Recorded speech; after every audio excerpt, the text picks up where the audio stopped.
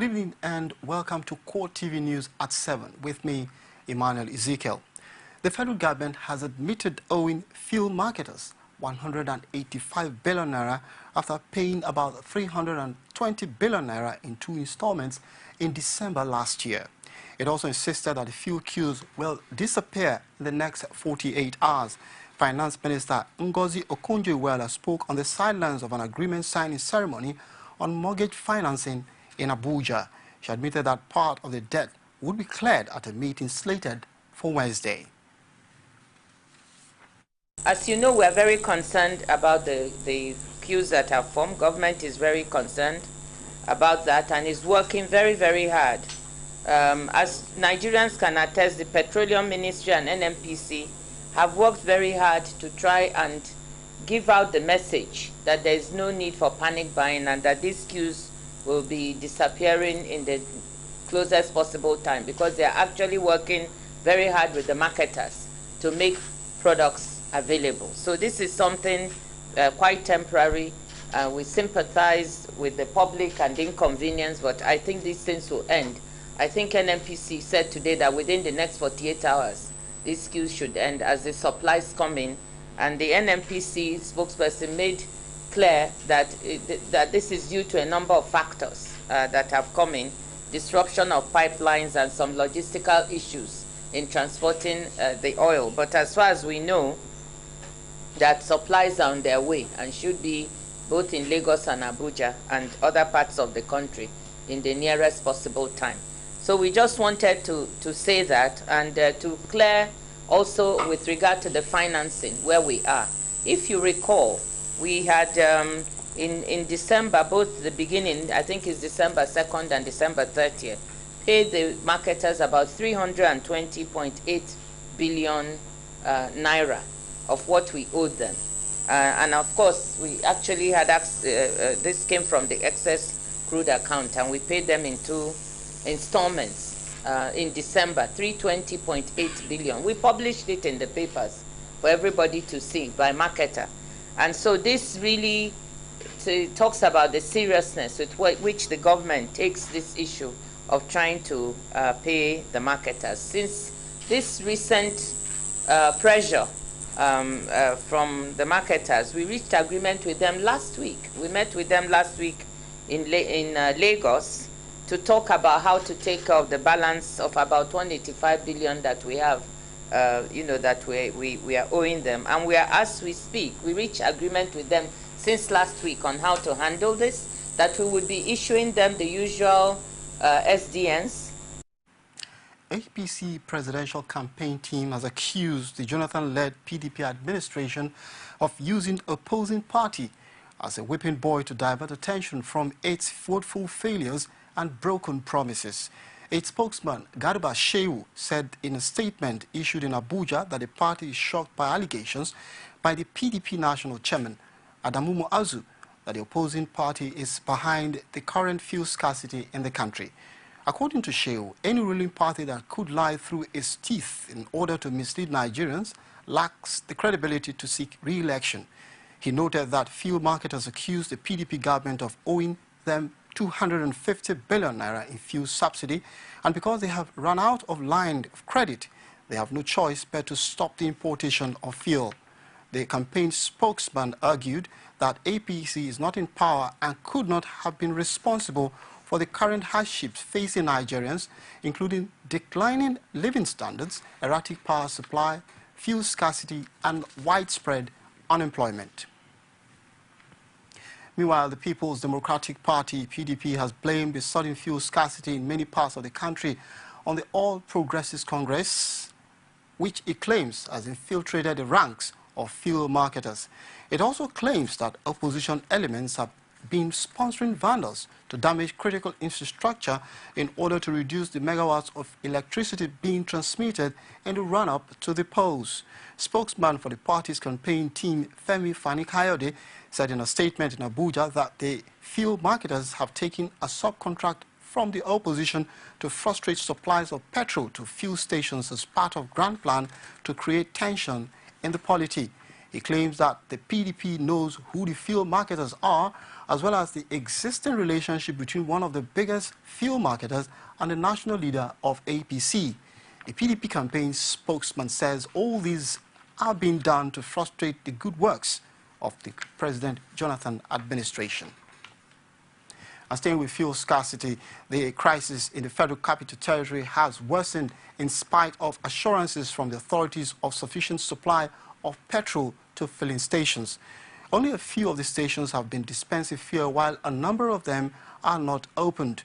No fuel attendant was prepared to speak on camera, but many residents believe that the situation is taking a turn for the worse. I've been waiting here for about an hour, 30 minutes. And the situation about the fuel, from what I heard in the radio, is an artificial scarcity. That the problem is from the petroleum marketers. And I don't think that the petroleum marketers should decide the fate of this country in any sector of the economy. If they don't want to, dispense the fuel, then let them, turn in their licenses and let them give it to other people who are ready to work. I've been waiting here for the past 5 hours. Early in the morning, I came here to try to buy fuel. I made the queue. I follow up to this point. Look, I can see our bus is parked here. We are delivery people, express delivery people. We do delivery. Up to this time, it's getting almost 9 to 10 o'clock. We cannot go for our businesses. The fuel scarcity is affecting businesses. It's affecting everything about around life. So we are not happy about it. We don't even know what is happening. And again, there is no equality in the map. Some people will just come through express. This is in and this is out. Some people, I don't know if there is no equality in our citizenship. Some people will come in and pass through here and they buy fuel. And people that have been waiting here for queue for like 5 hours, they are just still standing frustrated. It's hot so much. So devastating. I have been to several filling stations. I think about 8 filling stations. I started all the way from Nyanya to Asokoro, all over the city. I ended up here. I've been here for like 3 hours. Only for me to get very close to the gate, and the days they have stopped selling. It's so annoying.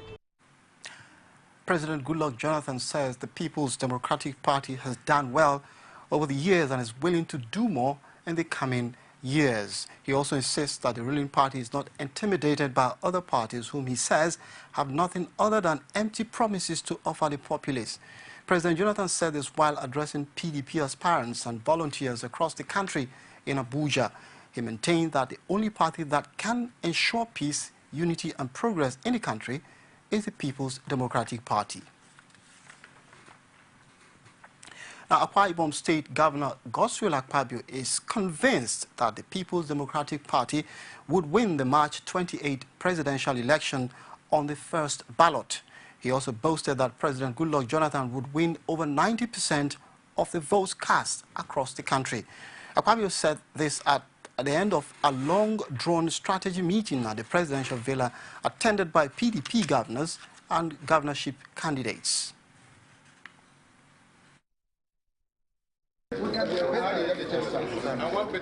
The reality is that the party is strategizing on how to not just win election, but ensure that we win peace. It is very clear now that the opposition is in disarray, and I'm sure you have all seen that, because propaganda can only take you up to a limit, after which the reality becomes the norm. Today, Nigerians are much more aware of what the PDP administration under President Goodluck Jonathan had been doing. And I want to commend not just the president, but also members of the Federal Executive Council who have opened the eyes of Nigerians to know that so many things have been done in different sectors of the Nigerian economy. And of course, it was as if people did not know these things, and because the opposition took over, and they kept saying PDP was doing nothing, PDP was doing nothing, and yet, in 4 years of the president's tenure, this first tenure, he has achieved far more than any president had ever done in the history of our country. We are very proud of the achievements of the PDP, not just at the federal level, but also at the different states. And I can tell you something, that if you want to do a roll call and then bring state by state, pick the opposition best state in Nigeria and compare it with the best state of the PDP, and you will see that we tower above the opposition in all ramifications. So the next election in 2015, particularly the election of the 28th of March, will be about performance, will be about issues. And Nigerians have since gone above the level of tribalism. And here in Lagos, the state chapter of the People's Democratic Party, PDP, has thrown its weight behind the ministerial nomination of Senator Musliu Obanikoro. The party reaffirms its total support and unequivocal commitment to the reappointment of the senator and ambassador as a second-term minister of the Federal Republic of Nigeria. The party has thus informed Mr. President, the Senate and the general public to ignore the sponsored rumors that some leaders of PDP in the state are opposed to the reappointment of Senator Obanikoro as minister. It appears that the sponsors of the divisive rumor are the leaders of APC, especially in Lagos State, who will always shiver at the mention of Obanikoro. The statement reads, and I quote, "Indeed, William Obanikoro is politically skillful to torment the assumed political influence of APC in Lagos State." As politicians continue to re-strategize ahead of the 2015 general elections, Lagos State Governor Babatunde Fashola has urged Nigerians not to vote President Goodluck Jonathan due to his alleged failure to fulfill promises made to them during his first term in office. Fashola made the appeal during the commissioning of Agility Maiden Bridge and roads in Koshofe local government area of the state. Abiola Oluwole has more in this report presented from our studios. Residents of Maidon Agility came out in their hundreds to welcome Governor Fashola during the commissioning of the 300 meters long Agility Bridge and 7 adjoining roads in the area. But before cutting the tape to signify the official handover of the roads to residents, Fashola told residents not to fall for what he called the dollar-sharing temptation of President Jonathan by voting for change as represented by the Buhari-Osinbajo ticket. The president has not offended me as a person, but as a citizen, he has not done his job to me. For example, he has managed the economy of my country so badly that the dollar is getting stronger and my local currency is getting weaker. I'm a citizen because I'm going to vote. So it's not about what I will do, because I can't change him if he doesn't do anything in the next 4 years. This is the time I have to hold him to account. And I will vote to change him. I don't know about you. He also blamed the current fuel scarcity on the failure of the federal government to pay fuel marketers. The dollar is distributing to you. Tell him to go and use it to pay fuel marketers so that you can get fuel. They are only fuel marketers. That's why you see queues. Instead of distributing dollar, he didn't do the work. They have done enough. PDP, it's time for them to go. It's time for him to go. Fashola also commissioned a block of classrooms at Ayediria Jibola Senior High School, also in Koshofe local government.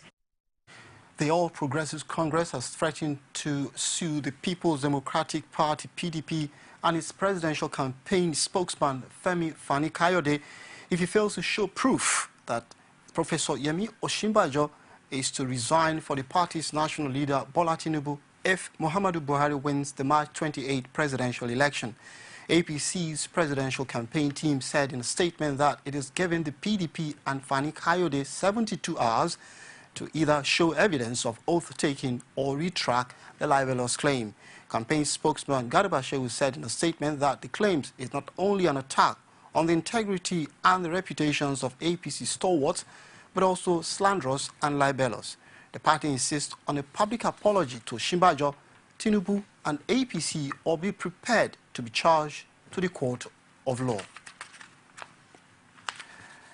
Moving on now, a coalition of civil society groups has expressed concern at the raid politicians and their supporters are demanding the removal of the chairman of the Independent National Electoral Commission, Tahiru Jega. The Nigeria Civil Society Situation Room says an attempt to force out the INEC chairman could pose great danger to the 2015 elections and democracy in general. It said in a statement that the demands for Jega's removal are in violation of Section 157 of the 1999 Constitution, which guarantees the independence of INEC. The Civil Society Coalition, however, said it was gratifying to know that President Jonathan has again maintained that he had no intention of removing the INEC boss. It now wants the president to make it clear that no backdoor attempts to remove or undermine the INEC leadership will be tolerated by his administration. And now we'll go for a quick break. We'll return with more stories. Stay with us. Don't you wish your mommy was fine like mine? Yeah. Don't you wish your mommy was smart like mine? Yeah. Don't you? Don't you wish your mommy could laugh like mine? And that's why every mom should take 3 Crowns milk with low cholesterol to help stay fit and healthy so she can take extra care of her family. Don't you wish your wifey was hot like mine? 3 Crowns now comes in powder. You can reach us on our various social media platforms. Facebook, facebook.com/CoreTV News. On Twitter account at CoreTV News NG. And also on our YouTube channel, youtube.com/CoreTV News. Following the bloody clash that left at least 2 members of the Accord Party dead and many injured at a disrupted political gathering alleged to have been masterminded by political thugs of the All Progressives Congress in Oyo State, many people have continued to wonder on what the security situation in the state is turning into at a critical period of electioneering campaign. The State Police Command says it is not resting on its oars to arrest the situation with a parade of 8 suspects said to have been involved in the violence. Omotayo Alo has more in this report from Ibadan. Victims of political violence nurse their pains and engage in the struggle to pick up the pieces. The arrested suspects say they are innocent of the charges against them.